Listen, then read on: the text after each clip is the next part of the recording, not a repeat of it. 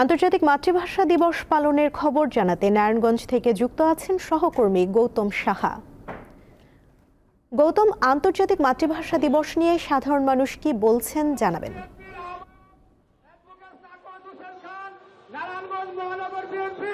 আমার ভাইয়ের রক্তে রাঙানো 21শে ফেব্রুয়ারি আমি কি ভুলিতে পারি। 52 ভাষা আন্দোলনে যাদের আত্মত্যাগে আমরা পেয়েছি বাংলা ভাষা, যারা হয়েছে শহীদ, সেই শহীদদের স্মরণে নারায়ণগঞ্জবাসী ব্যাপকভাবে তাদের স্মরণ করছেন। আমি এখন দাঁড়িয়ে আছি নারায়ণগঞ্জের চাষারা যে শহীদ মিনার রয়েছে, শহীদ মিনারটিতে প্রভাত ফেরিতে কিন্তু বিভিন্ন রাজনৈতিক এবং বিভিন্ন সামাজিক এবং যে জেলা প্রশাসনের বিভিন্ন সংগঠন রয়েছে তারা কিন্তু এখানে ফুলের শ্রদ্ধা জানাচ্ছেন। আমি কথা বলেছিলাম এখানকার সর্বস্তরের জনগণ যারা রয়েছেন তারা যে বিষয়টি জানিয়েছেন, নতুন এক বাংলাদেশ এবং নতুন উদ্যমের সাথে আজকের যে প্রথম যে 21শে ফেব্রুয়ারি, সেই 21শে ফেব্রুয়ারি আন্তর্জাতিক মাতৃভাষা দিবসটি তারা পালন করতে পেরে স্বতঃস্ফূর্তভাবে পালন করছেন। এবং নিরাপত্তার কথা যদি বলতে গেলে পুরো এলাকা কিন্তু নিরাপত্তার চাদরে ঢেকে রেখেছেন জেলা প্রশাসনের পক্ষ থেকে।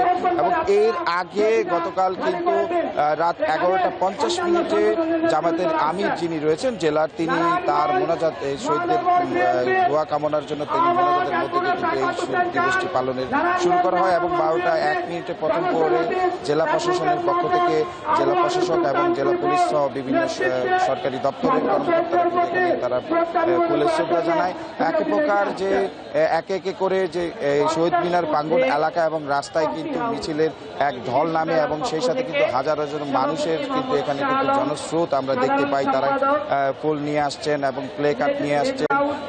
এই যে আমার পেছনটিতে যে শহীদ মিনারটি রয়েছে, সেই শহীদ মিনারে কিন্তু তারা কিন্তু ফুলের শ্রদ্ধা জানাচ্ছেন। এবং যে বিষয়টি দেখেছে এখানে যে বিভিন্ন যে চারুকলা শিক্ষার্থীরা রয়েছেন তারা কিন্তু যে শিশুদের রয়েছেন এবং বড়দের রয়েছেন গালে যে পতাকা আঁকছেন এবং অনেকে কিন্তু এখানে পতাকা বিক্রি করছেন। সেই পতাকা নিয়ে কিন্তু অনেকে কিন্তু সেই শহীদ দিবসটি পালন করছেন। সর্বোপরি নারায়ণগঞ্জে এক উৎসবমুখর পরিবেশের মাধ্যমে কিন্তু আন্তর্জাতিক মাতৃভাষা দিবসটি কিন্তু পালন করা হচ্ছে। এই ছিল আমার কাছে সর্বশেষ।